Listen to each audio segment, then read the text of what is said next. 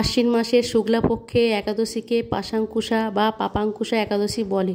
শ্রীকৃষ্ণ যুধিষ্ঠিরকে বলেছেন, কেউ যদি পৃথিবীতে যত রকমের পাপ কাজ আছে, যেমন মাতৃহত্যা, পিতৃহত্যা, ভ্রূণ হত্যা, গোহত্যা প্রভৃতি পাপ কাজ করে থাকে, তাহলে মুক্তি পাবে যদি এই পাশাঙ্কুশা একাদশী পালন করেন। তাই আশ্বিন মাসকে পদ্মনাভ মাস বলে। এই মাসে পদ্মনাভকে স্মরণ করে নিষ্ঠাসহ পাশাঙ্কুশা একাদশী পালন করে সমস্ত তীর্থযাত্রা, দীর্ঘায়ু, আরোগ্য, বন্ধু প্রভৃতি স্বর্গবাস ও পাপ কাজ থেকে মুক্তি লাভ করবে।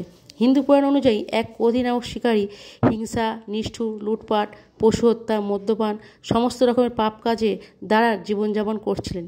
একদিন বনে তপস্যারত অম্বিরা ঋষির সাথে দেখা হয়।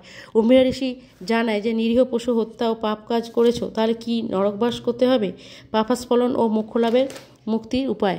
অম্বিরা ঋষি বলেন, পাশাঙ্কুশা একাদশী পূজাপাঠ ও উপবাসের কথা। শিকারী সেই ব্রত নিষ্ঠাভাবে পালন করে পাপনাশ হয়েছিল।